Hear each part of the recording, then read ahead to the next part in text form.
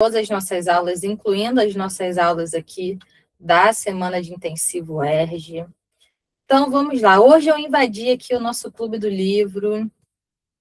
Vocês sabem, né? Mais ou menos uma vez por mês eu invado aqui o Clube do Livro para a gente fazer aquele nosso panorama geral das partes.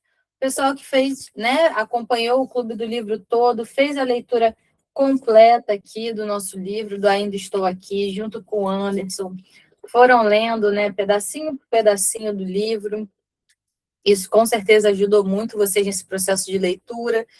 É um livro muito denso, né, emocionalmente. Eu sempre falo com o Anderson, nossa, tem que ficar me segurando para não chorar no meio da aula, porque é realmente uma história muito pesada. Enquanto historiadora, é um livro que mexe muito comigo. Gostei muito da escolha. Então, vocês fazem esses pedacinhos com o Anderson, e comigo são esses aulões mais gerais, para a gente fazer essa redondinho, fechar essa parte, né? Essas partes do livro. Então, nós tivemos outras duas aulas, né? Falando sobre a parte 1, sobre a parte 2. Então, uma parte ali, a primeira parte, retomando, quando ele traz esse apanhadão geral, né? Da história da família dele, ele apresenta sobre o que vai ser o livro, essa relação dele com a mãe, dessa família que era uma família que tinha uma forma antes do desaparecimento e da morte do pai, vai ter outra forma, né, depois que o pai morre. Como é que foi crescer sendo um filho de um pai que desapareceu, que foi preso e torturado na ditadura, né? Eu sempre lembro de uma frase que é muito marcante para mim do livro, que ele fala, né? Como fizeram isso com o homem mais simpático que o Cavalieri conheceu, né? Ele sempre joga para um terceiro conhecer o pai dele, porque quando o pai morreu, ele tinha ali por volta de 10 anos, ainda muito pequeno, então muito difícil crescer nesse contexto. Tá frio já. E já nessa segunda parte, nessa parte 2, é a parte onde ele vai trabalhar mais o contexto da ditadura militar, trabalhar a morte mesmo do pai dele. É uma parte onde ele, inclusive, descreve, né, o processo de tortura do pai. É uma parte bem dolorosa ali do livro, né, onde ele vai falar sobre repressão, sobre perseguição política.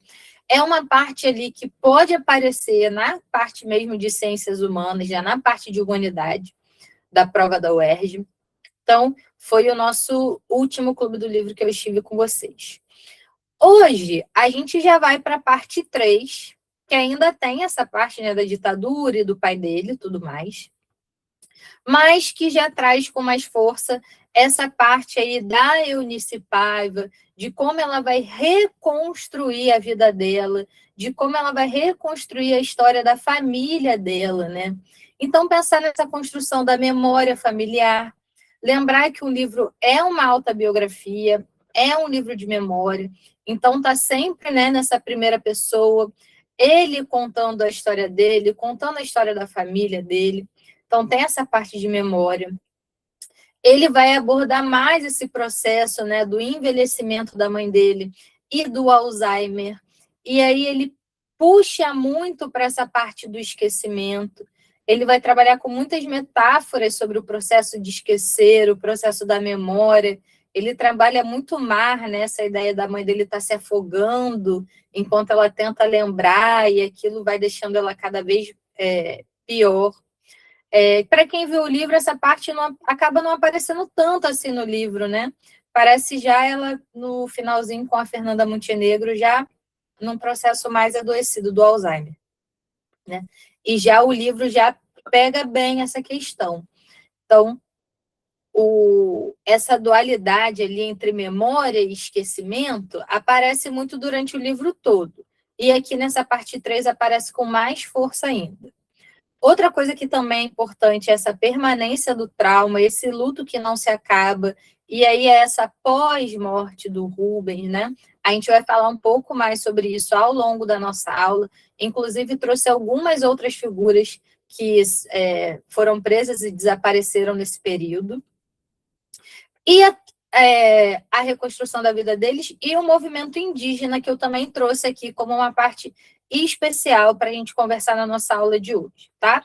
Então, esses vão ser os tópicos básicos que vão aparecer na nossa prova, aqui na nossa aula de hoje. Ao longo da nossa aula, eu vou fazer a resolução com vocês das questões de linguagem do simulado 4. Então, para o pessoal que faz parte aqui no nosso clube, vocês tiveram acesso ao simulado já, né, esse final de semana. O pessoal já foi comentando lá no clube que fez, que a nota foi boa. Espero que a nota se mantenha aí, os conceitos AIS que foram brilhantes, que eles venham aí na prova.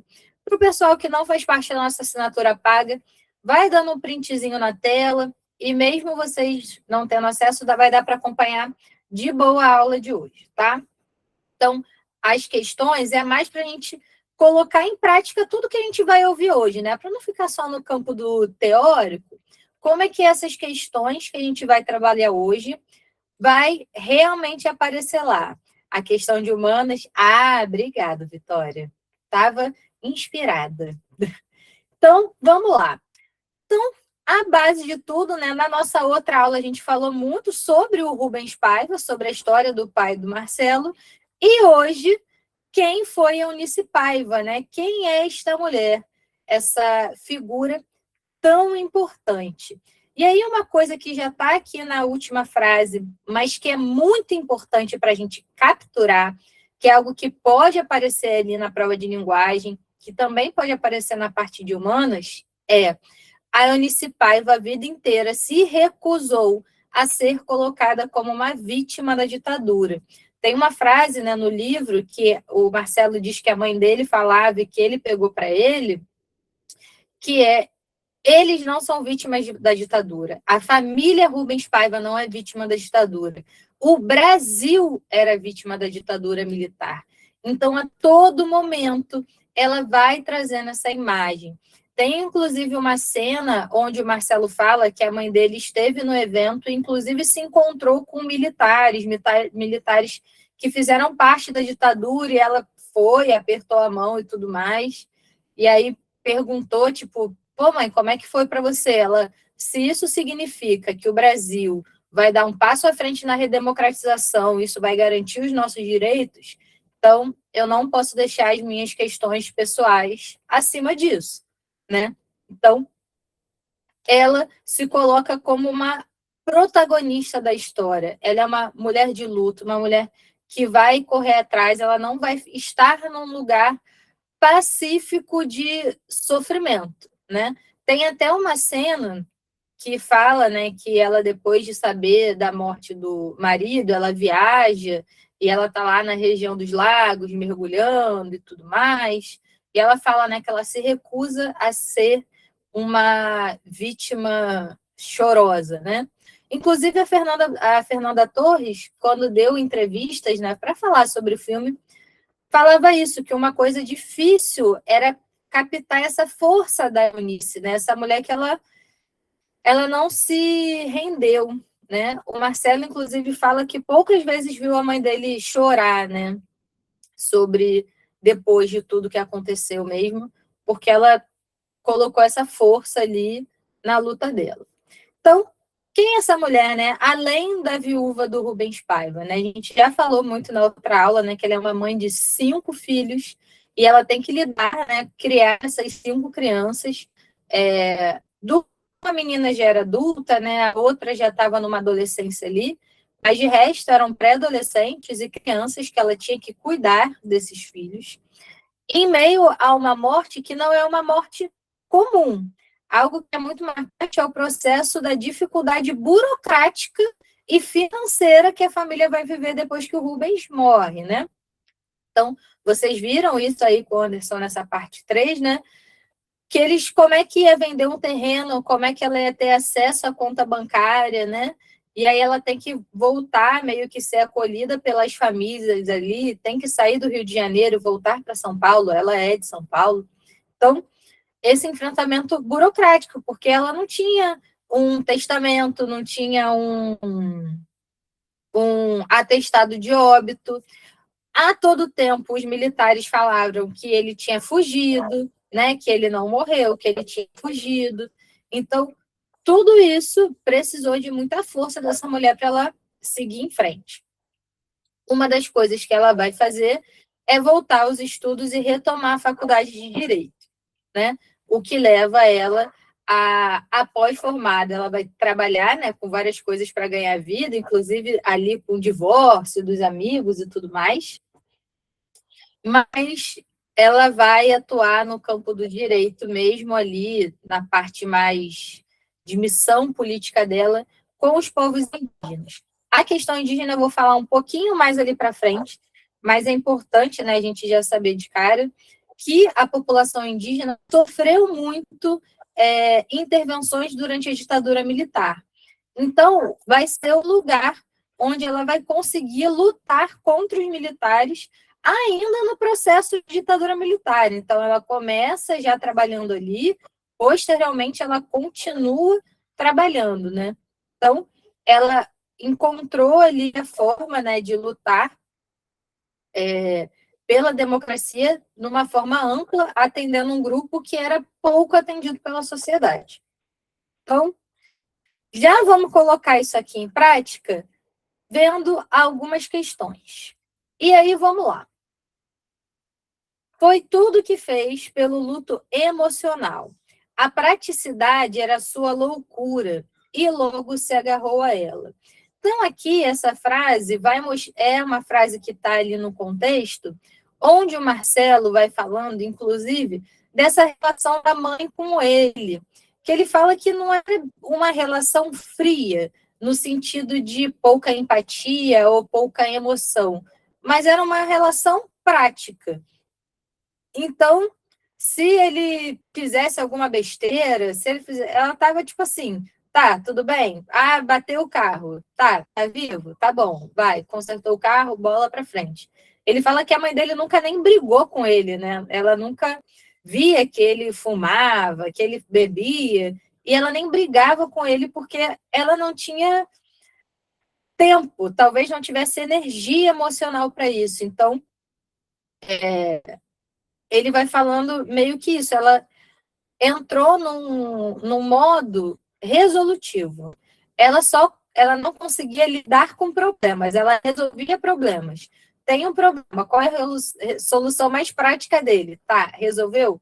Bola para frente. E realmente, né, galera, uma mulher com 5 filhos, o marido desaparecido, um trauma danado na vida dela, em militar, né? Então, não foi se o Marcelo tivesse morrido e na outra semana, democracia. Não, ela teve que lidar com todo esse processo ainda vivendo uma ditadura. Então, complicado. Por exemplo, se ela fosse uma super militante, os filhos dela poderiam ser presos e perseguidos, né? Ela foi presa junto com uma das filhas. Então, complicado achar um lugar saudável, né? Ali. E aí, vamos lá, vou pedir para vocês colocarem para mim aqui no chat. Já deu tempo de vocês darem uma. Ao associar praticidade e loucura, o narrador constrói uma imagem de Eunice baseada principalmente no que? Pessoal colocando aqui a Amanda, Lara, Esther, Sofia, Jennifer, Mariana, todo mundo foi aqui na A. Bom, contradição entre o equilíbrio aparente e um sofrimento interno. Ótimo, galera, muito bom. Lembrando que praticidade e loucura são opostos por si só, né?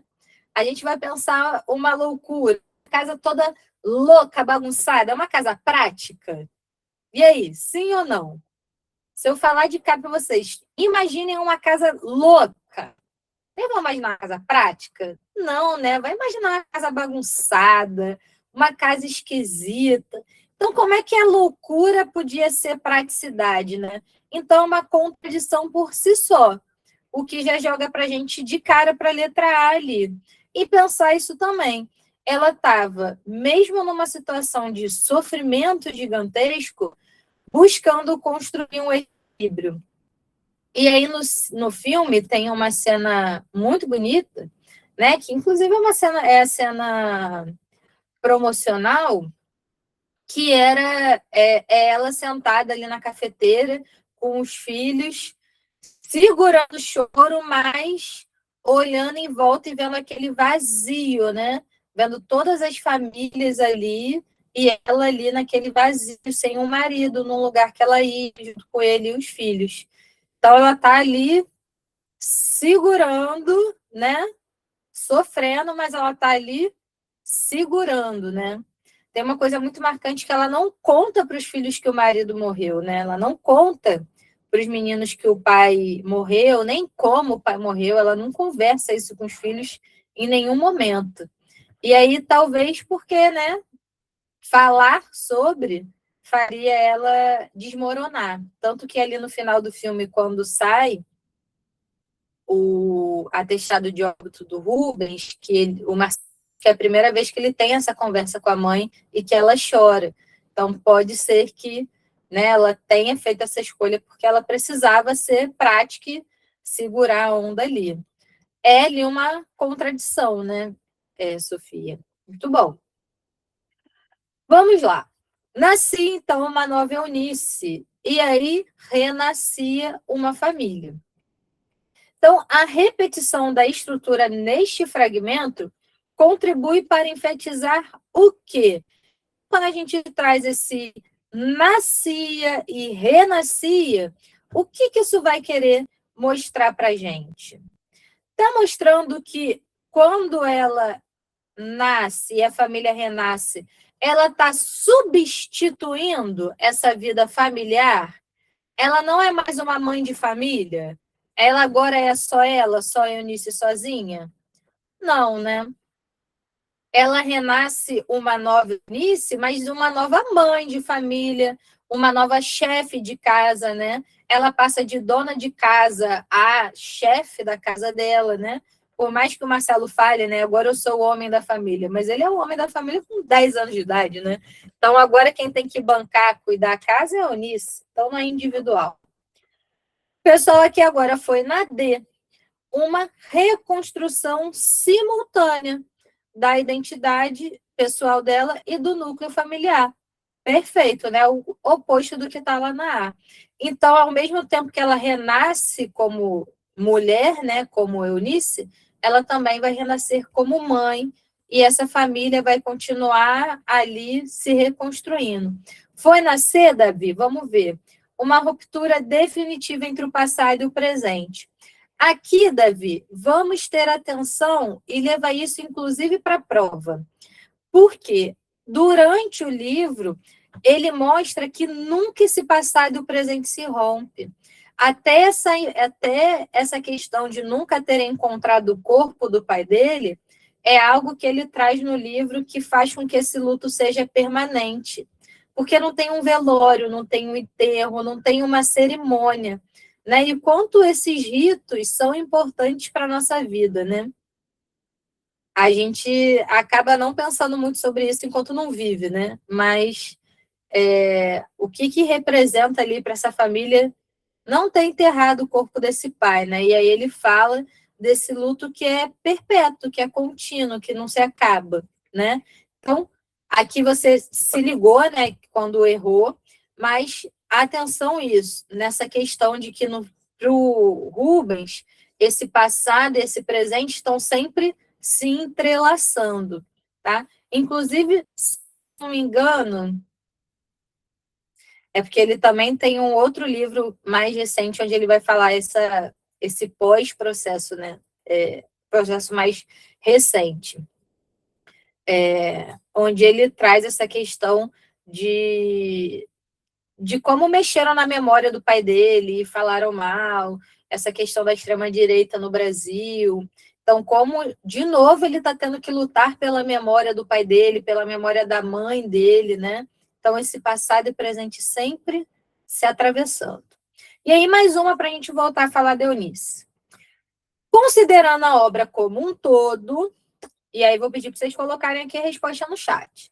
Considerando a obra como um todo, a trajetória de Eunice pode ser compreendido como um recurso que vai do quê? Como é que é essa trajetória da Eunice? É uma trajetória de dependência que vai da dependência emocional à autonomia política? vai da resistência política ao afastamento da realidade. Então, por exemplo, ela vai entrar militância que vai abandonar filho, vai ficar aérea. É um percurso que vai da militância partidária, e aí, por exemplo, ela é filiada a um partido, a um PT, a uma CUT, a UNE, a dedicação exclusiva à maternidade, então ela abandona o partido político para cuidar só dos filhos.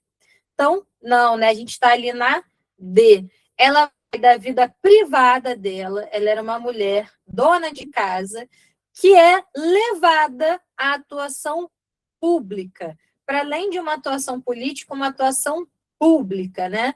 Está ali defendendo a causa indígena e tudo mais, sem abandonar os filhos, os vínculos familiares. Ela não abandona os filhos, né? Ela cuida dos filhos, ela cuida dessa família. O filho dela sofre um acidente, né? O Marcelo sofre um acidente de trânsito, fica tetraplégico, ela cuida desse filho. Então, sem abandonar os vínculos. Perfeito. Deu para a gente entender que capturar como essa figura da Eunice pode aparecer ali na prova, essa figura enquanto mãe, enquanto viúva, enquanto militante. Perfeito. A Eunice é tudo isso ao mesmo tempo, tá? Ela é uma pessoa real, né? Então, ela é realmente um personagem complexo porque ela é um personagem da realidade, né? E aí, vamos lá. Uma questão que é muito importante para o livro vai ser essas relações entre memória e tempo, memória e apagamento, a memória da ditadura e o apagamento da história da ditadura. Então, esse quarteto aqui, ditadura, memória, tempo e apagamento, são importantes para a gente na prova, tá? E aí, mais uma vez, tanto na prova de linguagem quanto na prova de história e na prova de ciências humanas, né? A gente pode pegar ali questões falando sobre o próprio Rio de Janeiro, sobre a ditadura militar, ou vamos supor, um museu da ditadura da Argentina, mas entrar nesse contexto aí de memória, apagamento, tá? Isso é importante para a prova da UERJ. E aí, vamos lá. O que o livro vai trabalhar nesse pedaço? Essa ausência do corpo, né, que traz esse luto incompleto, que a gente já falou. E uma coisa que é muito importante, que é essa negação da verdade, né? Ali na parte 2 ele já aborda sobre isso, e na parte 3 ele vai trazer isso com mais força ainda. Inclusive, no finalzinho do livro, a gente tem o documento, né? É uma parte, até me perguntaram se precisava ler mesmo, e é ler. Cadê? Essas partes documentais, né? Com a denúncia feita ao Ministério Público, o recebimento da denúncia, e aqui vai relatando, né? Como é que foi criada a história, porque falam que o pai dele fugiu, trocaram tiro com a polícia, um dos carros tinha sido alvejado, e aí vem contando como é que isso foi feito, os policiais, né, os soldados que fazer. Aí tem os depoimentos, né, do soldado relatando, né, sobre que ele falou, estão exagerando na tortura dele lá e ninguém fez nada. Então, essa negação da verdade é algo muito importante ali para a prova da UERJ. Como eu falei, né, vai ter uma parte onde eu vou falar mais de pessoas específicas, mas já aqui, trazendo a Comissão da Verdade, a Comissão da Verdade, ela ganha força ali no governo da Dilma Rousseff. Ela é uma comissão que ela tem como objetivo desvendar esses casos que, como o caso do Rubens Paiva, ele fala sobre a Comissão da Verdade no livro. Essa comissão, ela não tem nenhum poder judicializante, ou seja, ela não pode mandar prender, mandar soltar, ela não tem esse poder, tá? Qual é a função, então, da Comissão da Verdade? Ela vai pegar, por exemplo, como o caso do Rubens, e falar, olha, ele foi torturado e assassinado. Como é que isso aconteceu? Quais são as testemunhas, encontrar documento, encontrar vestígios. Há pouco tempo a gente teve um relatório, por exemplo, do JK, que está lá no nosso simulado 4, o pessoal que tem acesso viu lá, né, a questão do JK, falando, né, o JK morreu num acidente de carro. E aí, investigando se esse acidente de carro foi produzido pela ditadura ou não. Por exemplo, a Zuzu Ângel, que é a mãe do Ângel, né, que foi torturado e morto na ditadura. Ela morre num acidente de carro que também foi denunciado como produzido pela ditadura. Então, a Comissão da Verdade ela tem essa função de elucidar, né, de dar clareza para esses casos aí. Então, a UERJ gosta de trabalhar com essa temática, né, essa dualidade entre esse discurso falso e aqui o Rubens, além dizer, a fala dele, além de dizer, né, os depoimentos que ele ainda trouxe os documentos para comprovar, né, que o que ele estava falando era verdade. Então, ele se respaldou, né, documentalmente, principalmente pensando no contexto, né, onde ele poderia ser descredibilizado, sofrer chacota, né, nessas redes sociais e fake news e tudo mais.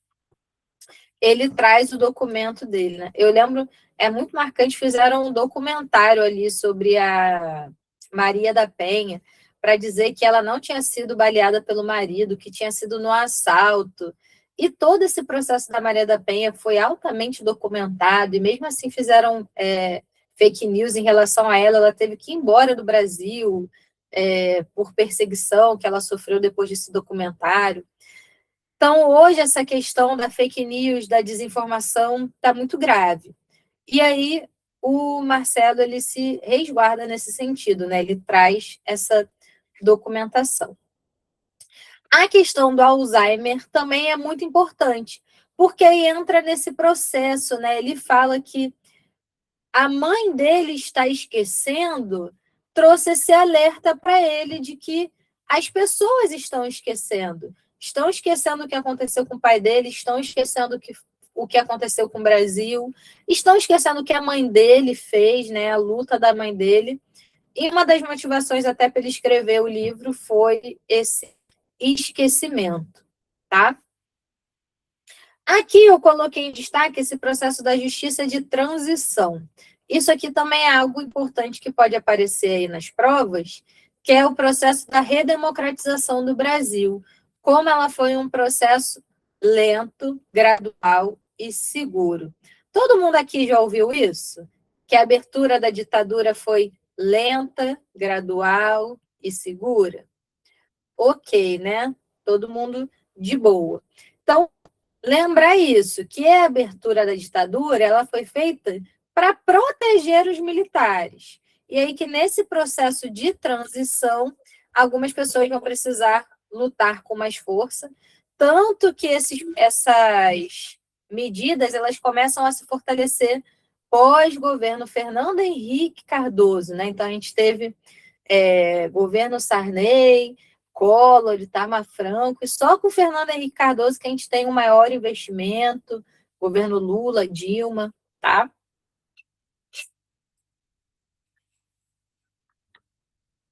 E aqui, como eu falei, esse trecho aqui é um trecho do Samba da Acadêmicos de Niterói desse ano.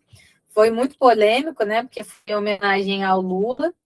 E aí a UERJ pode ser que trabalhe, inclusive, o samba, ou não sabemos, mas, por exemplo, quando o Lula ganhou a eleição, teve a foto, né, da posse do Lula lá, subir na rampa com representantes indígenas, negro, deficiente, e falando sobre o multiculturalismo ali da posse do Lula. E aqui num trecho do samba, o Lula foi um militante durante a ditadura, ele fez parte ali do movimento sindical do ABC paulista, na luta contra os metalúrgicos, foi preso durante a ditadura, inclusive, nesse processo. E no trecho do samba que fala sobre isso, eles citam alguns nomes. Então, eles falam Zuzu Anjo, Enfio, Vladimir, que pagaram o preço da raiva Nós ainda estamos aqui no Brasil de Rubens Paiva. Então, eles trazem essa homenagem ao Rubens, né? E a essas outras figuras.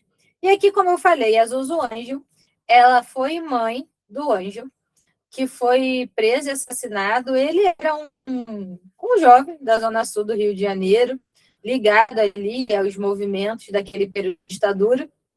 Tem um filme da Zuzu Ângelo que mostra o processo ali do filho dela. Quem faz o filho dela, inclusive, é o Daniel de Oliveira, que fez o Cazuza também. Oi, filho. Céu, a gata apocalíptica chegou. Vamos ver se ela vai se comportar hoje. E aí, ela, depois que o filho dela é assassinado, ela sai do Brasil e ela é estilista, né? Ela fazia roupas. E ela faz um desfile em Nova York, estampando, né, cenas de tortura e denunciando o que estava acontecendo no Brasil e o que aconteceu com o filho dela. O corpo do filho dela também não foi encontrado até hoje. E quando a Zuzu veio ao Brasil, ela foi assassinada num acidente e a irmã dela está viva até hoje. A irmã dela veio no desfile. Sempre que a gente tem coisas sobre a ditadura, a irmã dela aparece ali como uma referência que luta contra esses crimes. O Enfio, ele não morreu e não foi preso pela ditadura, mas ele é irmão do Betinho. Vocês já ouviram falar no Betinho, do sociólogo Betinho, do Projeto Fome Zero? Não? O Betinho foi um sociólogo e um ativista social brasileiro, onde ele tinha como projeto, né, o projeto Fome Zero, o combate à fome no Brasil. O Enfio era irmão dele, eles eram três irmãos e eles tinham um problema congênito ali de uma doença renal. E os três foram contaminados com HIV no processo de transfusão de sangue. Os três morreram de HIV. O Enfio, o Betinho e o irmão, que era jornalista também. Mas eles foram o cartunista. E eles faziam pela ditadura, foram exilados e tudo mais, mas não chegaram a ser presos e mortos pela eles devido à doença. Antigamente a gente não tinha, né, a tecnologia que a gente tem hoje. Já o Vladimir, que é o Vladimir Herzog, esse aqui de baixo, essa é a Zuzu, esse aqui de baixo é o Vladimir Herzog. O Vladimir Herzog também fez 50 ou morte dele esse ano, ele e da Zuzu Ângelo. Ele foi um caso mais polêmico, ele é um jornalista e ele morreu na cadeia e a ditadura militar falou que ele tinha. Se vocês procurarem fotos, vocês vão encontrar, eu não coloquei aqui, mas se vocês procurarem fotos, vocês vão encontrar, ele enforcado com lençol na cadeia de joelhos no chão. E não dá para você se enforcar de joelhos, né? Para você se enforcar tem que haver pressão no pescoço. Então, claramente, mataram ele e forjaram essa morte para dizer que ele tinha se matado. E aí, por muitos anos, demorou-se, né? Pós-redemocratização, para validar que o Vladimir Herzog havia sido assassinado pela ditadura. E esse aqui é o Marcelo Rubens Paiva. Muito parecido com o Celton, né, gente? Vocês achou ele parecido com o Celton? Tem essa cena aqui específica, inclusive no filme, né, essa foto, muito parecido. Inclusive, eu vi uma entrevista do Marcelo, que ele fala que se impressionou com a Fernanda, que é realmente muito parecido e tudo mais, mas que da mãe dele tinha muitos vídeos, entrevistas, algumas cenas que teve no filme, são cenas que existiam, né, entrevistas da mãe dele, discurso e palestras e tudo mais, mas que do Rubens tinha pouquíssimo material e que o Celton tinha ficado igual ao pai dele, assim, e que isso impactou muito ele. E eu realmente achei muito parecido também. E aí, vamos lá. Como é que esse contexto aí duro da ditadura pode aparecer na prova? 9. Não o enterrar ainda. Ninguém o enterrava. Tinha esperança de acordar de um pesadelo com a volta dele. Esperava um milagre. Enterrar seria desistir. A nós, nada dizia para nós, ele ainda estava vivo. Então, ele dizendo, né, que a mãe dele não contava para ele que o pai dele havia morrido. Nesse fragmento, o verbo enterrar ultrapassa o seu sentido literal, né? Então, ele não estava falando só de enterrar um corpo, né? Ela passava a representar uma atitude da família diante do desaparecimento de Rubens. O emprego desse verbo contribuiu para caracterizar o luto como um processo de quê? E aí está todo mundo aqui no B, que é a manutenção da esperança diante a ausência de uma confirmação definitiva. Exatamente. Então, eles demoraram um tempo para receber a confirmação de que o pai tinha morrido mesmo, né? A própria Eunice demorou para receber. E eles mesmo, enquanto filhos, não receberam essa notícia da mãe, né? Tem até uma cena do filme, que é ele e a irmã conversando já adultos, que ele fala que demorou, tipo, mais de um ano, enquanto criança, né? Mais de um ano para entender que o pai dele tinha morrido, que o pai dele não ia voltar. Então, realmente uma situação familiar triste. 16. Esse é um país que vai para frente. Ou. E aí, vamos lá. Quando retomado pelo narrador, em meio a lembranças sobre a repressão e o desaparecimento político do pai, né? Esse refrão passa a reproduzir um efeito de quê? Para que ele usa essa repetição, esse ou? E aí, galera?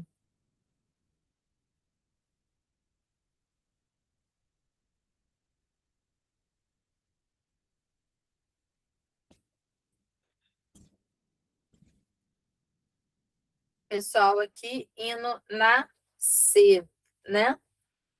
Sem dúvidas. Gostei, Miguel. Então, vamos lá. Fala, esse país vai para frente ou, né? Ou o que pode acontecer, né? E aí traz esse contraste entre a propaganda oficial e a experiência histórica. E aí a gente tem esse contexto do ufanismo. Já essa palavra, ufanismo,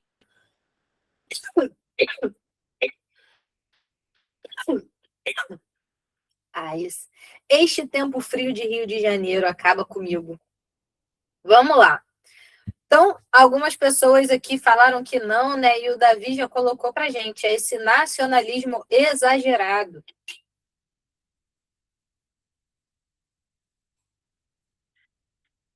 Que é justamente a gente amar uma pátria acima de tudo, né? E durante a ditadura a gente teve muito isso, né?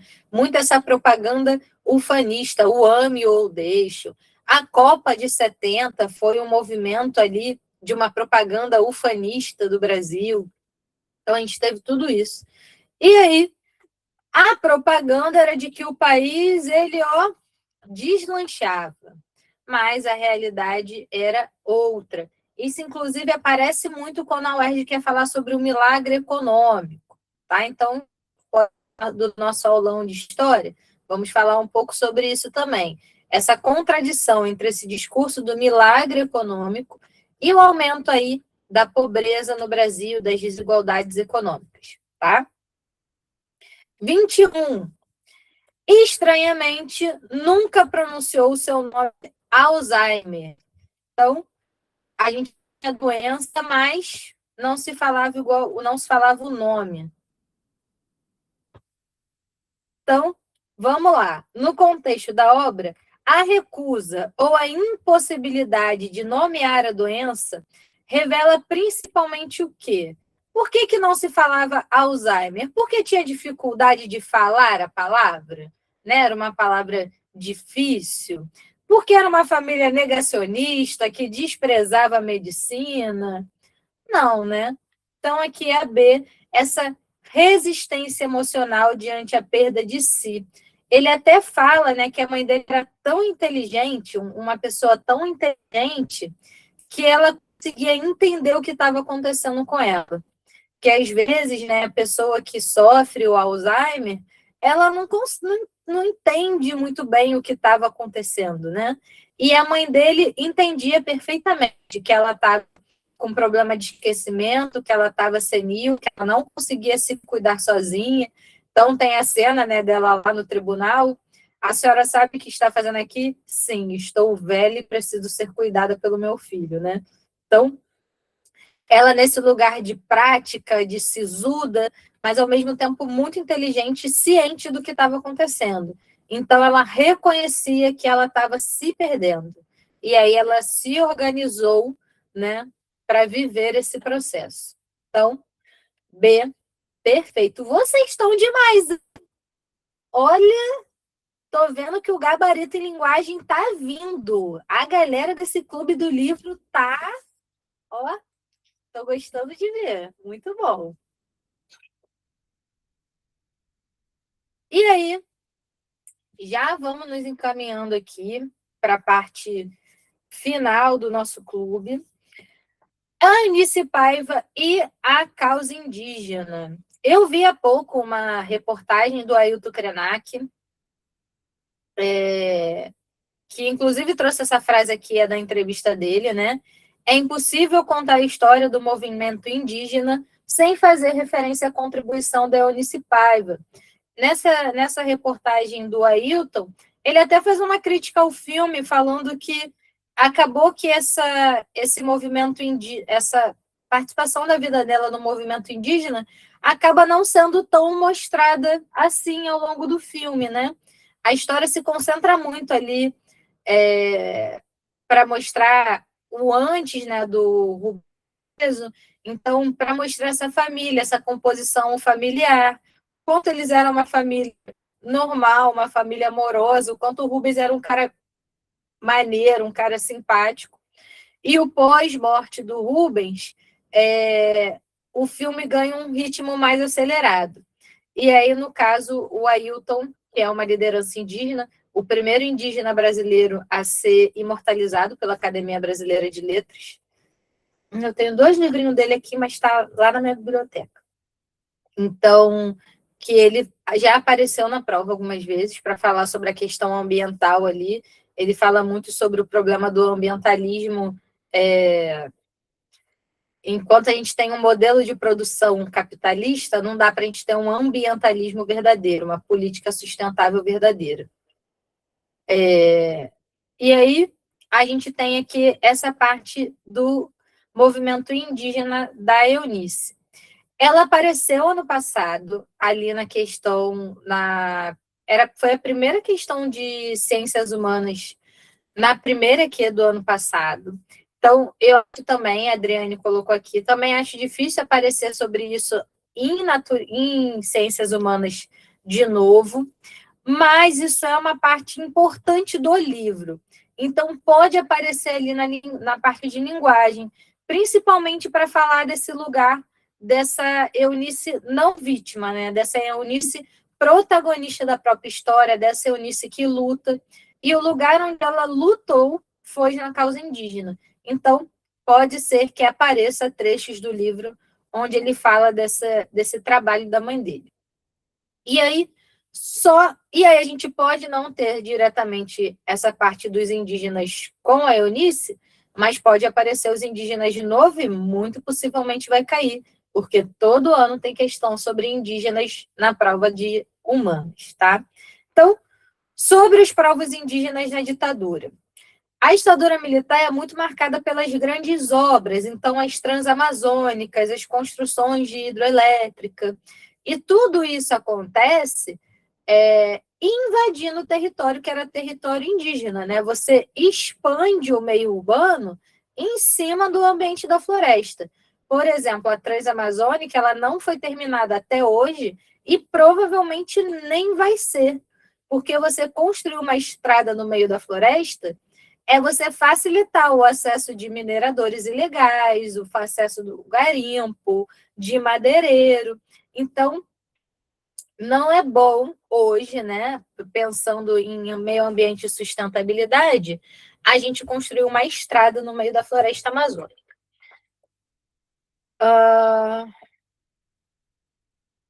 Já te respondo, Lara. E aí, para isso tudo acontecer, esses indígenas sofreram um processo de deslocamento forçado.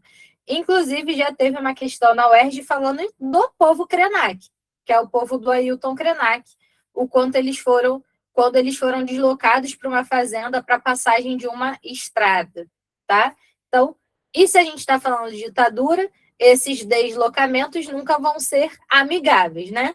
Então, deslocamentos violentos, essa violência estatal, esses conflitos com esses povos, né?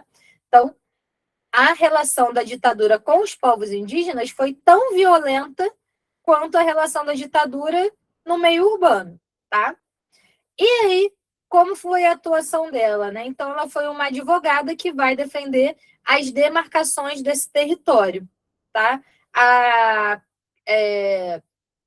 A própria questão, eu até trouxe aqui, né, a questão da Eunice Paiva, para proteger esse povo, era uma população muito sensível a doenças, né, porque eram povos isolados, então cuidar desse território, dar voz a povos que estavam sendo ameaçados. Ela tinha contatos com a mídia estrangeira, então ela aproveitava isso para, né, para trazer esse olhar gringo, porque se a ONU entrasse em jogo, prejudicaria o governo brasileiro, né? Então, ela aproveitava esses contatos que o próprio Rubens já tinha e ela criou mais ainda para expor esse movimento indígena, tá? Então, trazer essas denúncias. Essa aqui de azulzinho é a Eunice.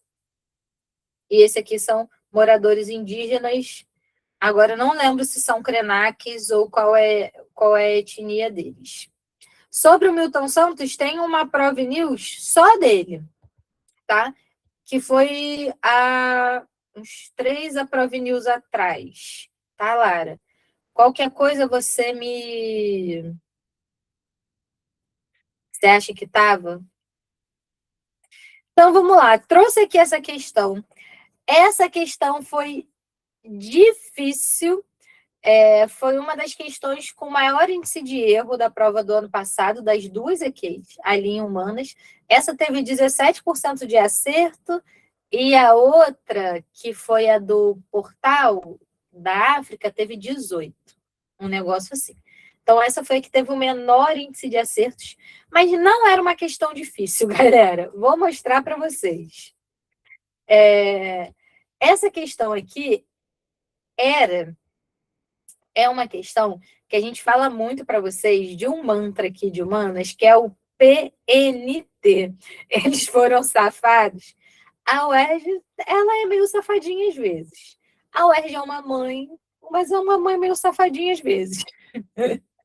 Né?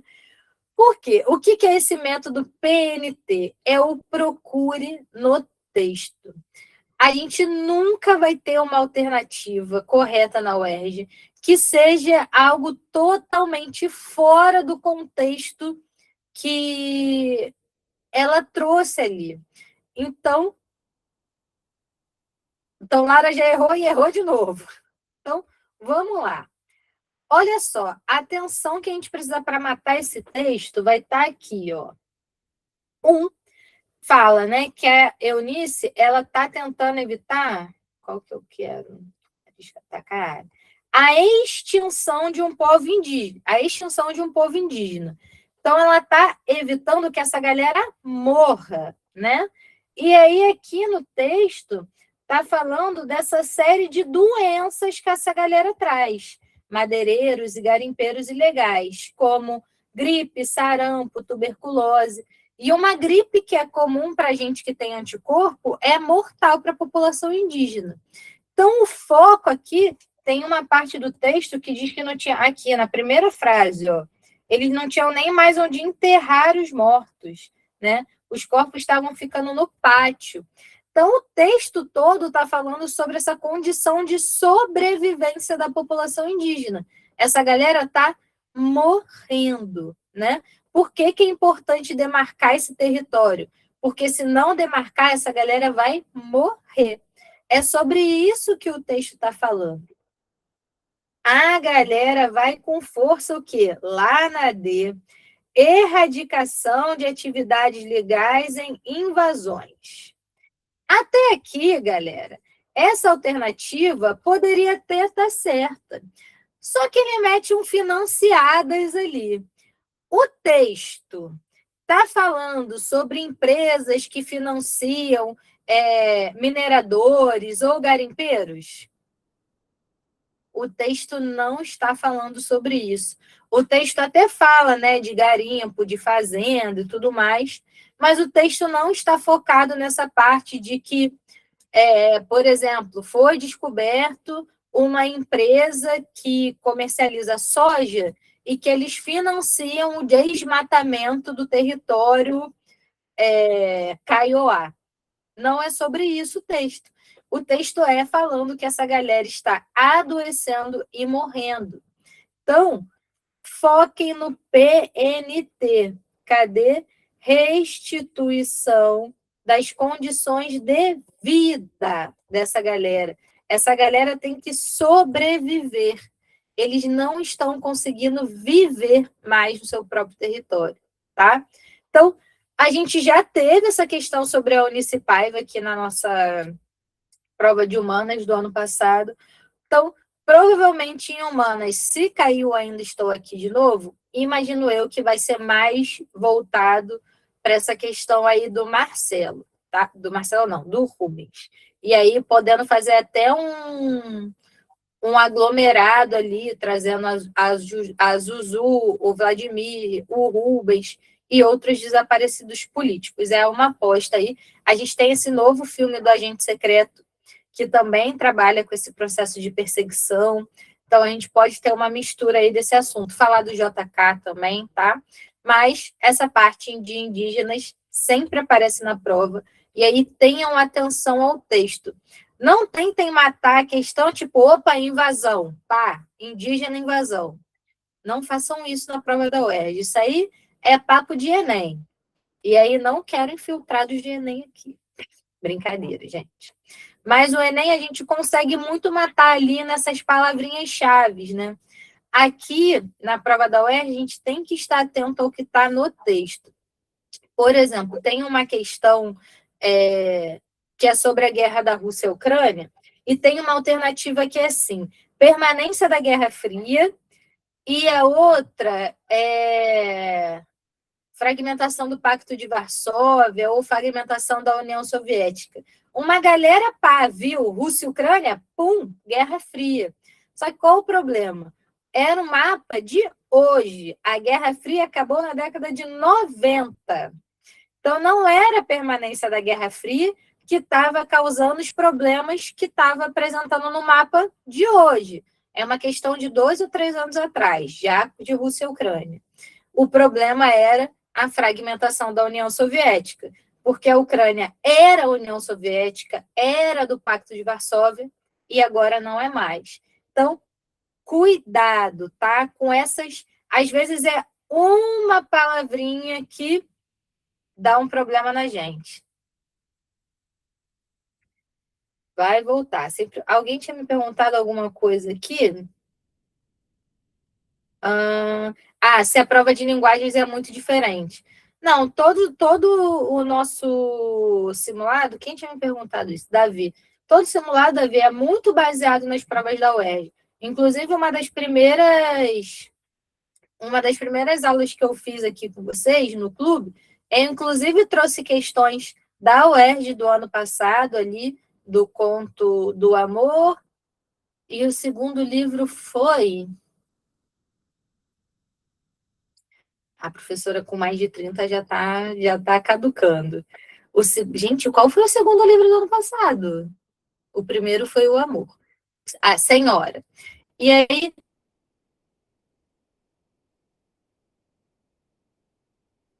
justamente para mostrar para vocês, do simulado, ela faz referência na prova na questão da senhora, teve inclusive uma questão falando, né? Porque o livro é fragmentado em várias partes, né? E aí mostrava lá empréstimo, não sei o quê, porque toda a relação do livro da senhora é uma relação financeira, né? Ela compra o marido se compra, né?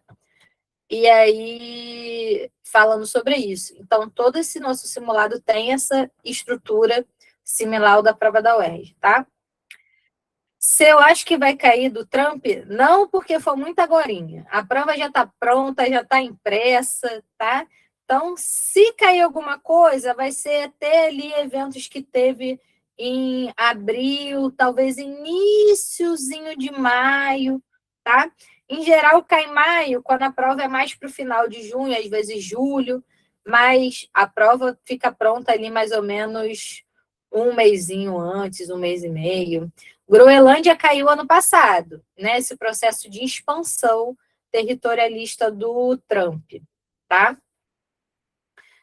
E aí, vamos lá. Mas pode ser. O Trump está caindo, por exemplo, o Trump caiu 3 vezes ano passado. Caiu na primeira, na segunda e na discursiva de história, tá? Então, a gente pensar essas políticas do Trump, grandes chances de cair de novo. Essa questão imigratória, esse expansionismo, as intervenções de Trump na Venezuela, os impactos em Cuba. Trump já falou que vai invadir Cuba também. A gente fez uma Prov News só sobre isso, só sobre Cuba, né? O quanto e essas políticas expansionistas e invasoras do Trump, tá? Guerra do Irã, tudo isso grande chance de aparecer. E aí, vamos lá. O ICE caiu na segunda EQ do ano passado, teve uma tirinha ali do ICE, mas pode ser que caia de novo. Apareça ali o Bad Bunny, né? A gente fez uma questão de Bad Bunny no simulado. E aí, vamos lá para a gente fechar a nossa aula. Por que essa história ainda é importante hoje, né? Por que a UERJ escolheu esse livro, colocou esse livro para votação popular? Por que a gente está tendo, né, por exemplo, o cinema nacional fortalecendo muito, né, esse processo da ditadura, justamente para combater esse processo do negacionismo histórico e do negacionismo de modo geral, né? Eu falei aqui em algum momento da aula, mas a UERJ já colocou umas 3 ou 4 vezes questões para falar que a Terra é redonda. A viagem do Fernão de Magalhães, né, que aconteceu lá no 1500, que ele sai da Europa pelo Oceano Atlântico, desce a América do Sul toda, dá a volta ali pela Ásia, desce o Cabo da África e volta para a Espanha pelo outro lado, né? Ele dá a volta, faz a circonavegação. Já caiu umas 3 vezes na prova da UERJ nos últimos 5, 6 anos, né? Então, essa ideia do negacionismo, da fake news. A gente teve um ano que o livro 1984, do George Orwell, foi o livro da redação, e eles colocaram, né, como base da pergunta base lá, essa questão da manipulação da informação. Então, é um tema que aparece bastante ali na UERJ. Então, estejam atentos a isso, essa ideia da disputa pela memória da ditadura, né?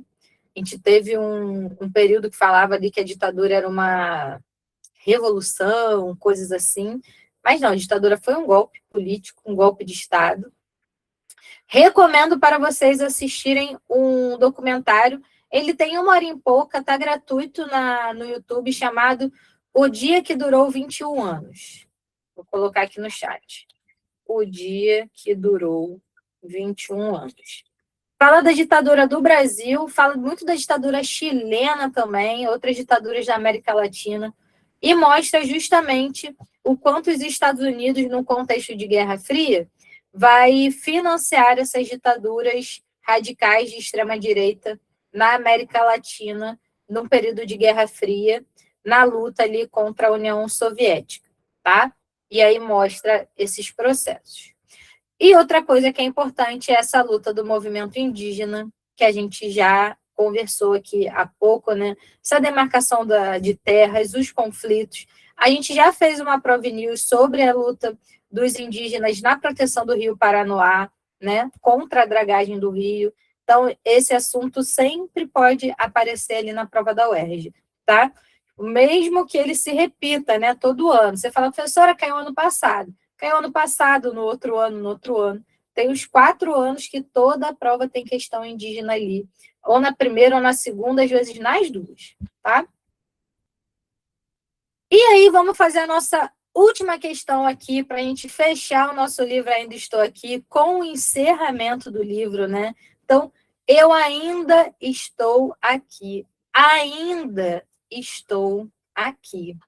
Afinal da obra, essa frase sintetiza a permanência de Eunice, porque ela afirma o quê, galera? Então, o que significa, né, o Marcelo trazer nessa fala sobre a Eunice? Eu ainda estou aqui, ainda estou aqui. Observem que ele usa muito esse recurso de narrativa, principalmente nessa última parte do texto, que é a repetição, né?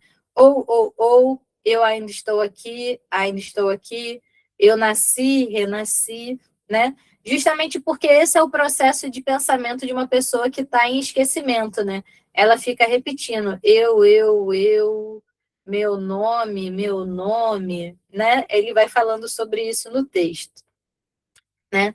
E aí vocês foram aqui na D, que é a continuidade da identidade, apesar da doença. Então, o Alzheimer não apagou a Eunice, né? Ela continuou Eunice Paiva, né? Mesmo doente. E aí a gente pode trazer essa imagem para tudo, né? Trazer para o pai dele, a memória do pai dele ainda está aqui. O livro faz com que tanto o pai quanto a mãe permaneçam, né? Suas memórias permaneçam. E isso é muito importante, tá? Finalizamos o nosso clube de hoje. Posso voltar, sim.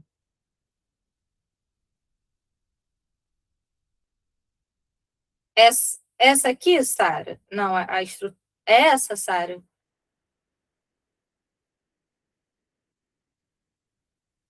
Aqui recomendo muito que vocês printem, porque aqui está bem os pontos que vão ter. Sim, sexta-feira,